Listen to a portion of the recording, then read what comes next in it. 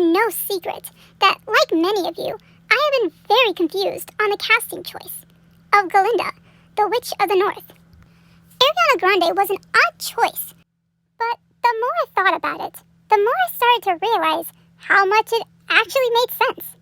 What worried me so much was the fact that Galinda, the Witch of the North, is going to have to sing a very wide range. Specifically, two important songs, No One Mourns the Wicked and Thank Goodness.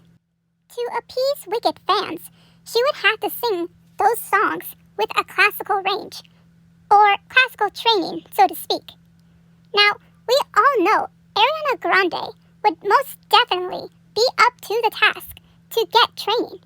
And the more you look back with her training and friendship for the past years with Kristen Chenoweth herself, it really does make sense.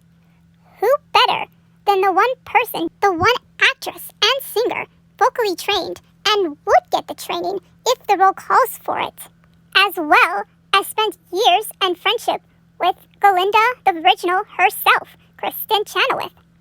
We already know she can mimic her voice, so despite it being an odd choice at first glance, it actually does resonate a lot of sense, as practically she has been preparing for this role for possibly a decade now. I'm not saying she isn't incapable. In fact, she is more than capable. It just takes some time for me personally to calm down and just think about it for a second. And it really does make a lot of sense. Now, I know most of you may not believe me, but another reason why I'm not exactly as upset as I may have been perceived is that Hollywood really doesn't care as long as they make bank. However, Ariana Grande does care. That much we definitely know. She is a Wicked fan, and for her to take on a role really takes confidence. And she is, by all means that I am aware of, a businesswoman.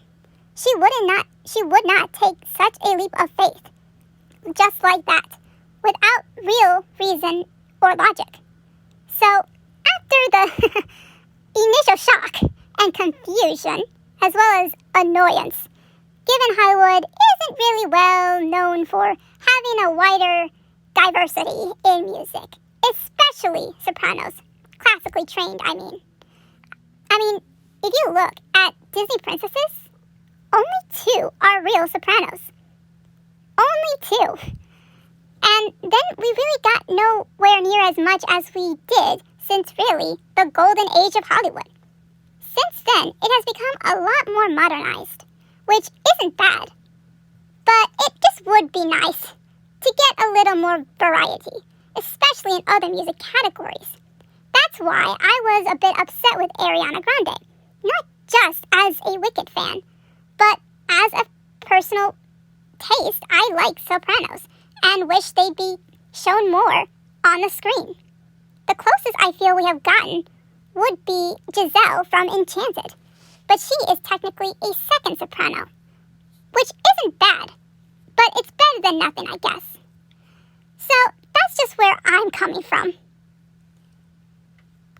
Now, with Galinda, it's going to take serious acting chops because, as fans of Wicked know, that she goes from a very naive, very questionable, choice-making girl into a politician, a political opponent and pawn, turned herself into a political leader. She waited. Galinda is a very intelligent, very calculating character, and she should definitely be played with definite respect. And again, Ariana Grande will do that.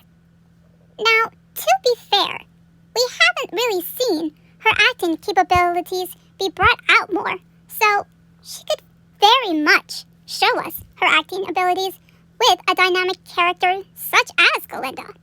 Now, with that said, again, I was very initially confused and really just worried that Hollywood was once again banking on a big name. But after stopping and thinking about it over the weekend, I realized that it was actually pretty smart. It was actually thought through. Now, is Ariana Grande my first choice? No.